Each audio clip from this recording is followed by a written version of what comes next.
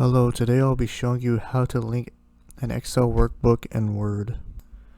This scenario is really handy when you want to go through a Word report with someone and pull up an Excel workbook. So in order to do that, you just highlight the text you want to be displayed for the link. You're going to go to Insert, Link, and then you're going to go, in my case will be my local drive. Go to A Projects. As you can see, the text to display comes up as what's in there. If I want to change it, I can just go Projects XYZ. And as you can see, it changed it here. And if you click it,